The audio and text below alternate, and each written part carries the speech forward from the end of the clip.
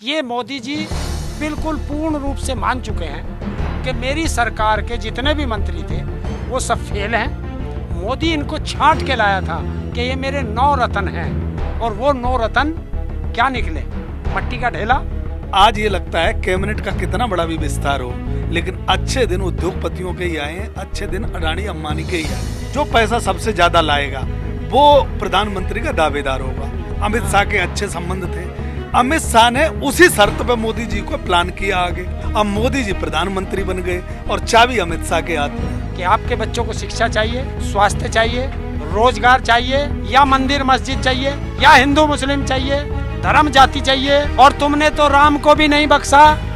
राम के नाम की लूट सके तो लूट। अब क्या करते हैं ये लोग? अब भगवान राम को कोई और न ले ले, हमसे न कोई अपहरण करके ले जाए, इसलिए ये न डर लगता है। अब ये ढूंढ रहे हैं कि हिंदू मुस्लिम का में कार्ड खेलना है, और इस उत्तर प्रदेश में आरएसएस ने पक्की रिपोर्ट मार दी, ठोक के रिपोर्ट मार दी है कि भारतीय जनता पार्टी बाबा योगी आदित्यनाथ जी के अगर चेहरे पर चुनाव लड़ते हैं तो 50 सीट से ज्यादा आने वाली नहीं है। ये आरएसएस का सर्वे है, और आरएसएस ये बौखलाई हुई है कि उत्तर प्रदेश से अगर अब की बार सत्ता कैसे ही हाथ से निकल गई तो 40 साल ये सत्ता का आसपास भी भटकने वाले नहीं है, मैं दावे के साथ कहता हूँ। और उसमें संजीव बालियान को लगाया गया, और जब इनसे रिपोर्ट मांगी गई तो संजीव बालियान ने जो रिपोर्ट दी है, अंदरूनी है ये, जो रिपोर्ट पेश की है उसमें साफ लिखा है कि अगर किसान आंदोलन और आगे चला तो बीजेपी की नैया खत्म। मंदिर का शिलान्यास करने मोदी पहुंचे थे, 200 आदमियों को निमंत्रण पहुंचा था, पूरा देश सुन ले,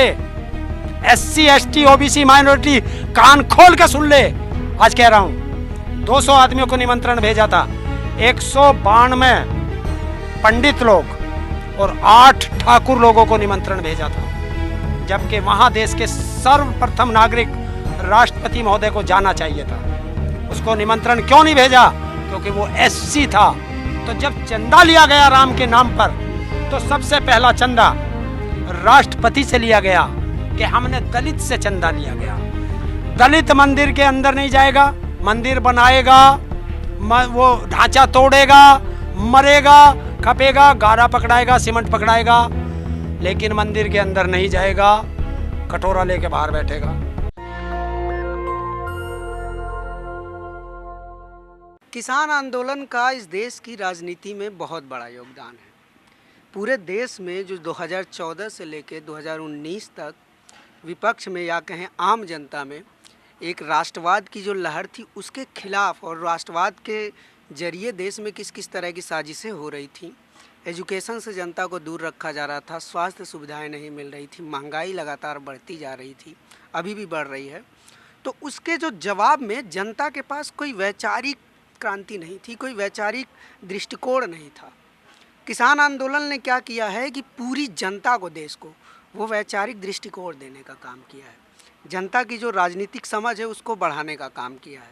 आपने देखा होगा कि किसान आंदोलन के पहले जो प्रधानमंत्री मोदी की छवि थी या फिर योगी की छवि थी, उस छवि में और आज के डेट में आप किसी भी गांव में जाकर लोगों से बात कर लीजिए, बहुत आपको अंतर देखने को मिलेगा।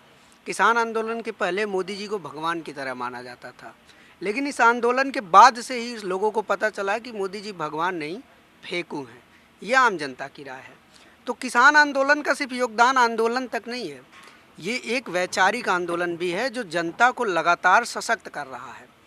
तो फिर इसी बारे में हम बात करेंगे, और जैसा कि मेरे साथ प्रवक्ता हैं किसान आंदोलन के, आप देख सकते हैं ये दोनों लोग काफ़ी मजबूत प्रवक्ता हैं, काफ़ी बेबाक हैं, और सिर्फ आंदोलन की ही नहीं, देश दुनिया की तमाम राजनीतिक घटनाक्रमों पर अपनी बातचीत रखते हैं, और इनकी राजनीतिक समझ की तो पूरी दुनिया और पूरा देश लोहा मान ही चुका है।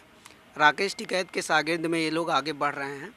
तो हम उसी सब संदर्भ में बात करेंगे। पहले बात करेंगे हम मोदी की कैबिनेट से, जो कैबिनेट में उनके चेंज हुआ है, पहले उससे बात करते हैं कि एक एक करके आप दोनों से हम जानेंगे कि कैबिनेट में जो बदलाव हुआ है उससे क्या लगता है आपको कि अब जो नया कैबिनेट बना है उनमें से कोई मंत्री आप लोगों की बात को आगे बढ़ा सकता है, सरकार से आप लोगों की तरफ से बातचीत कर सकता है, ऐसी कोई उम्मीद है आप लोगों को? देखिए, हमें तो उम्मीद है नहीं, और दूसरी चीज़ है, कपड़े बदलने से क्या होगा? ये तो आज ये कैबिनेट का जो विस्तार किया गया है, चेंज किए गए हैं, कुछ मंत्री हटाए गए हैं, ये क्या है? ये मोदी जी बिल्कुल पूर्ण रूप से मान चुके हैं कि मेरी सरकार के जितने भी मंत्री थे वो सब फेल हैं, मैं स्वयं फेल हुआ, सरकार में फेल हो चुका हूँ। और जब ताली कप्तान को होगी तो गाली भी कप्तान को मिलेगी। उसका सारा श्रेय, क्योंकि जो ये मंत्री थे ये आम जनता ने नहीं चुने थे, जनता ने सिर्फ एक सांसद चुना था। मोदी इनको छांट के लाया था कि ये मेरे 9 रत्न हैं, और वो 9 रत्न क्या निकले? मट्टी का ढेला। भाई शिक्षा पे फेल, स्वास्थ्य पे स्वास्थ्य मंत्री फेल, कानून पे कानून मंत्री फेल, और वो प्रकाश जावड़ेकर पे जो था विभाग वो सब फेल। तो अब क्या है? अब रविशंकर को ले लीजिए, रोज एक विपक्ष के नेता का रोज इस्तीफा मांगता था। आप लोगों को वही सबसे पहले अर्बन नक्सल और एंटी नक्सल भी बोले। देखिए, ये ईश्वर की कृपा है कि अगर तुम आसमान में थूकोगे तो वो तुम्हारे ही ऊपर आएगा। हम तो अर्बन नक्सल और सारे हम तो रहे नहीं, पर हमें कहने वाला आज खुद दर दर की ठोकरें खा रहा हट गया। बिल्कुल बिल्कुल। आपको क्या लगता है ये जो कैबिनेट में परिवर्तन हुआ है इससे क्या होगा? देखो, कैबिनेट में जो परिवर्तन हुआ है ये उत्तर प्रदेश का चुनाव जो आ रहा है इसको देखते हुए प्लान में इनके रखा गया है। कैबिनेट का बदलाव जनता की जिंदगी में या किसान की जिंदगी में कोई परिवर्तन करेगा ऐसा बिल्कुल नहीं लगता। ये सिर्फ इन्होंने अब एक उत्तर प्रदेश के जो चुनाव नज़दीक आ रहा है उसकी बिसात जो बिछाने की तैयारी कर दी है। और उत्तर प्रदेश की जनता और देश की जनता इन आंदोलनों से इतनी जागरूक हो गई है कि मोदी जी जब आए थे तो बहुत कुछ वादे करके आए थे, और इतने वादे करके आए थे जब जीत के गए थे, हमें याद है, तो वहाँ उन्होंने नारे लगवाए थे अच्छे दिन आ गए। हम खुद बोलते थे अच्छे दिन और सामने वाली जनता बोलती थी आ गए। अब वो जनता उस टाइम ये नहीं समझ पाई थी कि अच्छे दिन किसके आए हैं। आज ये लगता है कैबिनेट का कितना बड़ा भी विस्तार हो लेकिन अच्छे दिन उद्योगपतियों के ही आए हैं, अच्छे दिन अडानी अंबानी के ही आए हैं, क्योंकि इस जमीन को वापस लेने का इनका कोई प्लान नहीं है। मंत्री का कोई भी बने, लेकिन ये ज़मीन जो हमारी उद्योगपतियों को दे रहे हैं इसके लिए जो संघर्ष की लड़ाई, जो संघर्ष चल रहा है किसानों का, ये संघर्ष निरंतर चलना ही पड़ेगा क्योंकि दूसरा कोई चारा नहीं है। क्योंकि ये जब मोदी जी आए थे तो एक्चुअली भारतीय जनता पार्टी सत्ता में तो कभी रही नहीं थी, इनके पास पैसे की कमी थी। तो आडवाणी जी से और मोदी जी से ये शर्त रखी गई थी, उनके लोग बताते हैं कि जो सबसे ज़्यादा पैसा लाएगा, सही बात बता रहे हैं आप, जो पैसा सबसे ज्यादा लाएगा वो प्रधानमंत्री का दावेदार होगा। अब मोदी जी गुजरात से आते थे और मोदी जी गुजरात से आते थे, उद्योगपतियों से अमित शाह के अच्छे संबंध थे। अमित शाह ने उसी शर्त पे मोदी जी को प्लान किया आगे। अंबानी भी गुजराती, अडानी भी गुजराती। हाँ, तो वो सारे उद्योगपति अमित शाह ने मोदी जी का चेहरा बना के और मोदी जी को प्लान किया। अब मोदी जी प्रधानमंत्री बन गए और चाबी अमित शाह के हाथ में। अब जो फाइलों पे साइन किए उन्होंने, वो फाइलों पे साइन अडानी अंबानी के यहाँ से जो बन के आया है पूरा का पूरा प्लान, वो मोदी जी के और अमित शाह के हाथ की बात नहीं है। तो देश अब ये देश को तय करना है, इस देश को लोकतंत्र बिल्कुल बरकरार रखना है या हमें अडानी अंबानी के हाथ में दे देना है। बिल्कुल, ये भविष्य तो अब उत्तर प्रदेश की राजनीति का जिक्र आ गया इस बीच। क्यों? क्योंकि किसान आंदोलन को अगर आपसे भाजपा थोड़ा बहुत डर रही है तो उसका सबसे बड़ा खतरा यही मान रही है कि उत्तर प्रदेश में उसको कोई घाटा ना हो जाए, बस यही उसको खतरा है। अगर यूपी का चुनाव ना होता तो आप लोगों से जो थोड़ी बहुत बातचीत करने की सुगबुगाहट सरकार से आ रही है ये भी नहीं होती। तो फिर यूपी चुनाव में किसान का क्या इम्पैक्ट रहेगा और किसान इसके लिए क्या करेगा? देखिए, 1 अगस्त से सब किसान बाहर निकलेंगे जो हमारे नेता हैं, और वो जगह जगह गांव-गांव जिला स्तर की बैठकें सब चलेंगे। जिला नहीं है, ग्रामीण स्तर तक जाएगा किसान। हर किसान को समझाएगा, हर मजदूर को समझाएगा कि देखिए सच्चाई जो है, सच्चाई कभी छुपती नहीं है। जिस तरीके से, देखिए आप, मैं एक उदाहरण के तौर पे बता देता हूँ। ऑक्सीजन किसके हाथ में है? उद्योगपतियों के। और ऑक्सीजन की ज़रूरत पड़ी इस बार, तो ऑक्सीजन के लिए तड़फा पूरा देश, मृत्यु हुई। दवाइयों के लिए तड़फा, हॉस्पिटल के लिए तड़फा, ये सब किसके हैं? उद्योगपतियों के हैं। और जिस दिन ये अनाज इन बिल के मुताबिक अनलिमिटेड भंडारण के उसमें अडानी और अंबानी के सीलों में चले गए तो फिर क्या होगा। इस रोटी के लिए भी हम लोग ऐसे ही तड़पेगा पूरा देश। और किसान नहीं चाहता कि मैं अन्न उगाता हूँ मेरा देश कभी भूखा रहे, तो उस बिना पे चला हुआ है। तो हम लोग सबसे कहेंगे कि आपके बच्चों को शिक्षा चाहिए, स्वास्थ्य चाहिए, रोजगार चाहिए, या मंदिर मस्जिद चाहिए, या हिंदू मुस्लिम चाहिए, धर्म जाति चाहिए, ये सब बात हम लोग आपस में करेंगे सबसे। तो इस बार हम, क्योंकि बीजेपी का कोई भी नेता हो, प्रधानमंत्री से लेके और नीचे तक 5 शब्द वो ना बोले ऐसा कभी हो नहीं सकता। वे 5 शब्द हैं, हिंदू मुस्लिम, कब्रिस्तान शमशान, और 5वां है पाकिस्तान। अगर ये 5 शब्द, ऐसा कोई बीजेपी का नेता नहीं है कि 5 मिनट वो इनके अलावा भाषण दे सके। हमें इन 5 शब्दों को ही तोड़ना है बस। तोड़ पाएंगे आप लोग? हाँ, हम तोड़ पाएंगे। लगता तो नहीं। नहीं, तोड़ देंगे, इस बार तोड़ देंगे, क्योंकि हमें ना हिंदू मुस्लिम होने देना है, ना धर्म और जाति की राजनीति होने देनी है। तो हमें इन्हें ही रोकना है। हिंदू मुस्लिम राम मंदिर बना दिया है बीजेपी ने, और देश की जनता इसी में खुश है कि मंदिर बन गया। हाँ, ये मैं ये कहना चाह रहा हूँ। तो आप मंदिर की बात करते हो। हाँ। मंदिर किसने बनाया? सुप्रीम कोर्ट के आदेश से बना वो लोग कहते हैं तो फिर कांग्रेस की सरकार में क्यों नहीं बन गया है। जब सुप्रीम कोर्ट से ही बनना था तो कांग्रेस की सरकार में क्यों नहीं बन गया? तो फिर ये इतने साल क्यों लगे, आते ही बना देते। और तुमने तो राम को भी नहीं बख्शा। राम के नाम की लूट सके तो लूट। चंदा कहाँ लूट हुई? चंदा बीजेपी चोर। वाले कह रहे हैं तो चंदा चोरी हुआ ही नहीं। अच्छा, चोर कभी कहता है कि मैं चोरी करी है? कभी नहीं कहता चोर। ये तो मैं आपसे कहलवा दूंगा। ये इतने किसान बैठे हैं और आप भी जानकार हैं, सर्किल रेट से कम पे कभी बैनामा नहीं होता। नहीं होता ना। वो जो तिवारी है वो मुस्लिम है, उसके नाम जो 2 करोड़ में बैनामा हुआ, उस जमीन की कीमत 5 करोड़ 80 लाख रुपए है। सर्किल रेट, जब सर्किल रेट 5 करोड़ 80 लाख रुपए था तो उसके नाम 2 करोड़ में बैनामा कैसे हो गया? ये तो राजस्व के घोटाले का मामला है। तो क्या है हुआ। और 5 मिनट में वही व्यक्ति 18.5 करोड़ में उस जमीन को बेचता, राम को। और उस राम की जमीन खरीदने वाला, उसकी जमीन में वो है गवाह। एक बात और कह रहे हैं बीजेपी वाले कि हमारा राम, हमारा चंदा, हमारा पुजारी। आप लोग क्यों बोल रहे हैं? क्या हम चीज? खाएं या मंदिर बनवाएं? राम उनका है। बीजेपी वाले तो यही कह रहे हैं। अरे राम का पैटर्न करा चुके हैं। राम तो इस दुनिया के घट-घट में है। तभी तो मैं कहता हूँ कि ये धर्म और जाति की राजनीति ये नहीं चलने देंगे। राम के लुटेरों को राम का चंदा नहीं लूटने देंगे। यही तो आपके देश की जनता करे। क्या मतलब ये बात आप सुने हैं नहीं? बीजेपी वाले कहते हैं कि हमारा राम, हमारा मंदिर, हमारे पुजारी, हमारा चंदा, हम खाएं या मंदिर बनवाएं। आप लोगों को बोलने की जरूरत राम नहीं के इतिहास की बात करता हूँ। अगर अयोध्या में हम जाते हैं, भगवान राम का जो मंदिर था, वो मंदिर का ताला किसने खुलवाया था? राजीव गांधी जी ने। राजीव गांधी जी ने जब ताला खुलवाया था तो कांग्रेस इतनी डर गई, और कांग्रेस आज दिन तक ये बात नहीं कह पाई, लेकिन भारतीय जनता पार्टी के लोगों ने अपहरण कर लिया।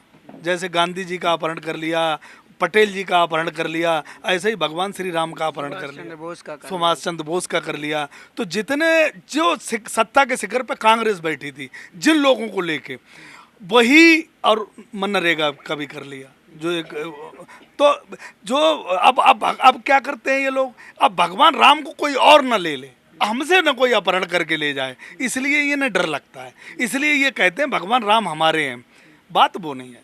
अब राम का मुद्दा चलने वाला नहीं है उत्तर प्रदेश और देश के अंदर, क्योंकि राम का चैप्टर क्लोज हो गया है। राम के नाम पे इन्हें 7 साल वहाँ, मान लो 10 साल मान लो, और 5 साल यहाँ सत्ता कर ली। अब ये हो गया चैप्टर क्लोज। अब ये ढूंढ रहे हैं कि हिंदू मुस्लिम का में कार्ड खेलना है। और इस उत्तर प्रदेश में आरएसएस ने पक्की रिपोर्ट मार दी, ठोक के रिपोर्ट मार दी है कि भारतीय जनता पार्टी बाबा योगी आदित्यनाथ जी के अगर चेहरे पर चुनाव लड़ते हैं तो 50 सीट से ज़्यादा आने वाली नहीं है। ये आरएसएस का सर्वे है। और अब भारतीय जनता पार्टी और आरएसएस ये बौखलाई हुई है कि उत्तर प्रदेश से अगर अब की बार सत्ता कैसे ही हाथ से निकल गई तो 40 साल ये सत्ता का आसपास भी भटकने वाले नहीं है। मैं दावे के साथ कहता हूँ 40 साल। आप सहमत हैं इनकी बात से? बिल्कुल ये सहमत है। और जब ये किसान आंदोलन आया तो बीजेपी ने सारे किसान नेता लगाए जो पश्चिमी उत्तर प्रदेश के थे कि किसान के खाप चौधरियों से बात करें, और उसमें संजीव बालियान को लगाया गया। और जब इनसे रिपोर्ट मांगी गई तो संजीव बालियान ने जो रिपोर्ट दी है, अंदरूनी है ये, जो रिपोर्ट पेश की है उसमें साफ लिखा है कि अगर किसान आंदोलन और आगे चला तो बीजेपी की नैया खत्म। क्या बात कर रहे हैं? ये रिपोर्ट में है, अगर आंदोलन आगे चला। क्यों? कि ये देश का आंदोलन है, अब किसान का तो है ही नहीं। लेकिन एक नया मामला मीडिया में उभर के आ गया है कि लखनऊ में धर्मांतरण हो रहा है और उसके जरिए पूरे उत्तर प्रदेश में हिंदू मुस्लिम की बात शुरू हो गई है। देखिए कि मुसलमान जो है हिंदुओं को धर्मांतरण करा के अपनी जनसंख्या बढ़ा रहे हैं और यूपी में मुसलमानों की जनसंख्या बढ़ जाएगी, हिंदुओं की कम हो जाएगी और मुसलमानों का राज आ जाएगा। अच्छा, मैं एक शब्द कहना चाहता हूँ बहुत जिम्मेदारी के। मुझे मेरा परिवार का कोई हिंदू मुस्लिम में शादी कर ले तो धर्मांतरण हो गया। और जितने हमारे हिंदू के ये ठेकेदार हैं, आप मोहन भागवत सबसे बड़ा माना जाता है, इसकी भतीजी की शादी किससे हुई? मुस्लिम से। अटल वो लाल कृष्ण आडवाणी की लड़की की शादी किससे हुई? मुस्लिम से। और मुरली मनोहर जोशी की लड़की की शादी किससे है? वो भी मुस्लिम से। अरे ये दोनों बैठे हैं, मुख्तार अब्बास नकवी और एक वो दूसरे वाला, ये दोनों आडवाणी के और मुरली मनोहर जोशी के दामाद हैं दोनों। और इनकी मोहन भागवत की भतीजी उर्मिला मातोडकर श्रीनगर के उद्योगपति से हैं। तुम करो तो ठीक, हम करें तो करेक्टर ढीला, ये नहीं चलेगा। अब क्या हम बैठे हैं। और क्या है, जब बीजेपी का चुनाव आता है तभी हिंदू मुस्लिम के धर्मांतरण होते हैं, हत्याएं होती हैं। और जैसे ही खत्म, अब देखो बंगाल में है, वहाँ हिंदू खतरे में था, अब बंगाल का चुनाव खत्म, हिंदू खतरे से बाहर। तो इससे तो अच्छा है कि हिंदू कभी खतरे में ना आए। मैं तो उत्तर प्रदेश में मैं तो एक हिंदू शब्द- खतरे में आ गया है कि नहीं? हाँ, ये आ गया, इनके कहने से आ गया। लेकिन मैं एक शब्द कहता हूँ, ना हिंदू खतरे में है ना मुसलमान खतरे में है। अरे दोस्तों, ये धर्म का चश्मा उतार करके देखो, ये बीजेपी खतरे में है। क्या बात कर रहे हो? और क्या है? बीजेपी तो कह रही है वो बहुमत से सरकार बना रही है और बहुत प्रचंड बहुमत अब से आप सरकार बना रही है। देखिए अब देखिए, भारत का प्रधानमंत्री हिंदू, भारत का राष्ट्रपति हिंदू, भारत सुप्रीम कोर्ट का चीफ जस्टिस हिंदू, 21 प्रदेशों के मुख्यमंत्री हिंदू, और भारत की दुनिया की सबसे सेना बड़ी अध्यक्ष भी हिंदू पार्टी, सारे। सबसे बड़ी पार्टी वो हिंदुओं की, फिर भी हिंदू खतरे में। तो इससे तो एक मुसलमान प्रधानमंत्री बना दो, कम से कम मुसलमान खतरे में तो आ जाएंगे। हैं? मतलब मुसलमानों को खतरे में लाने का तरीका है कि मुसलमान प्रधानमंत्री। ये मैं तो एक उदाहरण दिया इनको, जो ये बताते हैं जब इतने होने के बाद भी हम खतरे में हैं। और ये क्या करते हैं, मुस्लिम 20%, हिंदू 80%, क्या 20 व्यक्ति 80 व्यक्तियों को मार देंगे? जब 650-700 साल मुगलों का राज रहा, हिंदू ना तब खतरे में था। 200 साल अंग्रेज राज कर गए, ना हिंदू तब खतरे में था। 67 साल इस मोदी से पहले और प्रधानमंत्री राज कर गए, ना तब हिंदू खतरे में था। 2014 से बीजेपी आई, हिंदू खतरे में आ गया। तो इससे तो इस बीजेपी को भगाओ और हिंदू को खतरे से बाहर निकालो। वो लोग कहते हैं वो बचाएंगे हिंदुओं को, आप कह रहे हैं बीजेपी ही भगा दो। कौन बात है? हाँ, वे बचाएंगे। लखीमपुर खीरी में वो हिंदू की बेटी थी या मुस्लिम की बेटी थी जिसका कल चीर हरण कर रहा था बीजेपी का नेता? अनीता यादव हिंदू थी। हिंदू थी, तो वो कौन था? वो मुस्लिम था क्या चीर हरण करने वाला? वो भी हिंदू था। तो फिर भाजपा का कैसे? नेता था। तो ऐसे चीर हरण करेंगे? हैं? एबीपी न्यूज के पत्रकार पीटे और आज तक का पत्रकार पीटे, वो मुस्लिमों ने पीटे, ये तो हिंदुओं ने पीटे। बीजेपी के लोगों ने पीटा, नेताओं ने। जाहिर सी बात है। अब मुझे एक बात बताओ, अब ये चुनाव आ रहा उत्तर प्रदेश में, हिंदू मुस्लिम होने लगती है, उसके बाद इनकी सरकार अभी चल रही है ना मौजूदा हालत में, आगे बनने की हम बात नहीं कर रहे, मौजूदा हालत में चल रही है ना, कल तुमने देखा होगा पूरे सारे उत्तर प्रदेश के सभी जिलों में बेटियों के साथ और बहनों के साथ कितना बड़ा अत्याचार हुआ।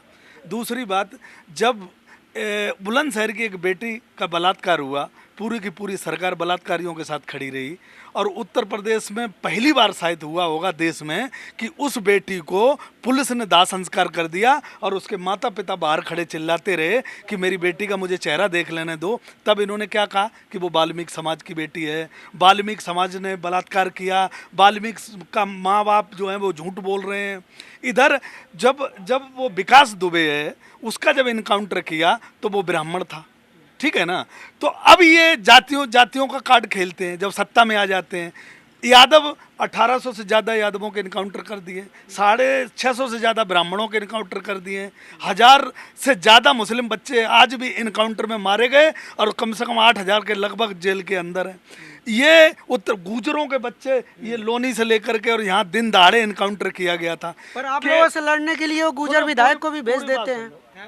अब गुजर विधायक को भेजे थे नहीं, लोनी के जो गुजर विधायक हैं। पहले पूरी जाति का कार्ड उत्तर प्रदेश के अंदर जहां भी जिस क्षेत्र में जब ये सत्ता में आ जाते हैं तो जातियों का कार्ड खेलते हैं। उत्तर प्रदेश की जनता बड़ी बारीकी से देख रही है और किसान आंदोलन ने राजनीतिक ज्ञान हमें इतना दे दिया है कि अब हम जो वोट डालेंगे बड़ी सूझबूझ के साथ डालेंगे। अब जो जैसे हरिंदर ताऊ ने कहा कि न हिंदू खतरे में है न मुसलमान खतरे में है, अगर अब दिखता है तो सिर्फ भारतीय जनता पार्टी खतरे में दिखती है। अब देश का एक युवा, हम सब जाति बिरादरी से बाहर निकल चुके। आपकी नज़र में योगेंद्र ताऊ, अगर योगी जी को 10 में से नंबर आपको देना हो तो कितना नंबर देंगे? 0।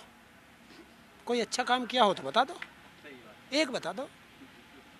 हिंदू का ठेकेदार, हिंदू की बेटी रात को जलती है, अपमान है। हिंदुओं के कब्रिस्तान गंगा के किनारे किनारे बन गए। फर्जी गंगा का पुत्र दिल्ली में बैठा है, देखने आया कि गंगा में उसकी माँ के आंचल में कितनी लाशें बह रही हैं, देखने आया? नहीं आया। पूरा कोरोना काल में प्रधानमंत्री हो या गृह मंत्री हो किसी हॉस्पिटल का दौरा करने गए? नहीं गए। तो ये क्या है? ये सब जो है। दूसरी चीज़, अगर वो इतना हिंदू हृदय सम्राट था तो ऐसे कपड़ा लेके और संसद में क्यों रो रहा था 3 FIR होने पे? हैं? अरे चाहे 500 मुकदमे लग जाएं, अगर झूठे मुकदमे हैं तो लड़ के जीत के आऊँगा, हैं? और अगर इस तरह मेरी आज़ादी के शेर भगत सिंह रोने लगते तो आज़ादी मिलती? मैं यहाँ बैठता? या हमारे पूर्वज जो लाखों की संख्या में जिन्होंने शहीदी दी है आज़ादी की लड़ाई में, क्या हम लोग यहाँ बैठते? और ये उस समय भी अंग्रेज़ों के गुलाम थे, अंग्रेज़ों के दलाल थे, हमारे पूर्वजों की वो मुखबरी करते थे। और ये आज भी, मैं तय कहता हूँ, ये तब भी देशद्रोही थे, ये आज भी देशद्रोही हैं। बड़ी बात कह रहे हैं आप, बहुत बड़ा इल्जाम लगा रहे हैं। बताए देश की आज़ादी में इनमें से किसी एक का भी कोई सहयोग हो, इनके पूर्वजों का सहयोग हो। और एक चीज़ और कहता हूँ, ये उस समय भी गद्दार थे, ये आज भी गद्दार हैं। कोई एक बताओ इनमें से आज़ादी के लड़ाई में किसी एक का सहयोग हो? RSS का क्या सहयोग है? BJP का क्या सहयोग है? संघ का क्या सहयोग है? नहीं है। और दूसरे एक शब्द और कहूँगा, क्योंकि आपने बीच में कहा था कि राम हमारे, चंदा हमारा है, तो हमें क्या चिंता है? हाँ, जिस टाइम राम का मंदिर का शिलान्यास करने मोदी पहुँचे थे, 200 आदमियों को निमंत्रण पहुँचा था। पूरा देश सुन ले, SC ST OBC माइनॉरिटी कान खोल के सुन ले, आज कह रहा हूँ। 200 आदमियों को निमंत्रण भेजा था, 192 पंडित लोग और 8 ठाकुर लोगों को निमंत्रण भेजा था, जबकि वहाँ देश के सर्वप्रथम नागरिक राष्ट्रपति महोदय को जाना चाहिए था। उसको निमंत्रण क्यों नहीं भेजा? क्योंकि वो SC था। यानी कि आपका मतलब ये पहले हिंदू मुस्लिम करते हैं, हाँ, फिर जातिवाद पे, और जब फिर राजनीतिक गोटियां खेलनी थी, तो जब चंदा लिया गया राम के नाम पर, तो सबसे पहला चंदा राष्ट्रपति से लिया गया कि हमने दलित से चंदा लिया गया। दलित मंदिर के अंदर नहीं जाएगा, मंदिर बनाएगा, वो ढांचा तोड़ेगा, मरेगा, खपेगा, गारा पकड़ाएगा, सीमेंट पकड़ाएगा, लेकिन मंदिर के अंदर नहीं जाएगा, कटोरा लेके बाहर बैठेगा। ये है इनकी राजनीति। और दूसरी चीज, इनकी सोबत कितनी गंदी है, इन्होंने राष्ट्रपति महोदय को भी झूठ बोलना सिखा दिया है। राष्ट्रपति महोदय ने कहा 5 लाख तनख्वाह मिलती है, 2.25 लाख टैक्स चला जाता है। ये अनुच्छेद 52 में शायद लिखा हुआ हमारे संविधान में, मैंने पढ़ा फिर इस वजह से। राष्ट्रपति के एक एक पैसा टैक्स फ्री होता है। और राष्ट्रपति महोदय आज आप ही बताएं, मैं राष्ट्रपति पे कभी सवाल नहीं उठाता, आज पहली बार उंगली उठा रहा हूं, चाहे मुझे जेल हो जाए। आप बताएं, देश में 30% से ज़्यादा टैक्स नहीं कटता किसी का भी, और 5 लाख तनख्वाह है तो 1.5 लाख 2.25 लाख कैसे कटता है? इसका मतलब बीजेपी ने आपकी तनख्वाह राष्ट्रपति बनाने के नाम पे बीजेपी ले रही है। ये है आपका फंडा। मतलब राष्ट्रपति जी के साथ भी खेल हो गया है। और ये खेल ऐसे ही नहीं हुआ था, ये कराया गया था, क्योंकि राष्ट्रपति महोदय कानपुर गए थे और वहाँ जब उनको निकलना था रास्ते रोक रखे थे, और उस रास्ते रोकने में एक महिला की मृत्यु हुई थी।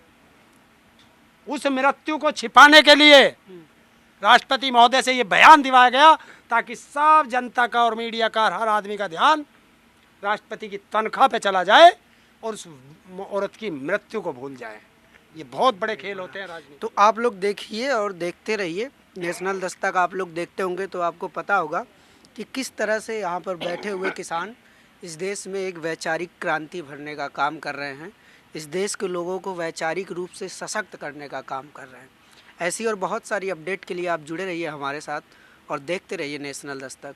कैमरामैन आशीष के साथ मैं अनमोल प्रीतम, गाजीपुर बॉर्डर, दिल्ली। नेशनल दस्तक की आपसे गुजारिश है कि अगर इसको बचाना चाहते हैं तो नेशनल दस्तक को सब्सक्राइब करने के लिए रेड कलर के सब्सक्राइब बटन को दबाएं, फिर बेल आइकन की घंटी दबाएं। नेशनल दस्तक को बचाने के लिए बहुत जरूरी है कि हर खबर को शेयर करें, लाइक करें, कमेंट जरूर करें।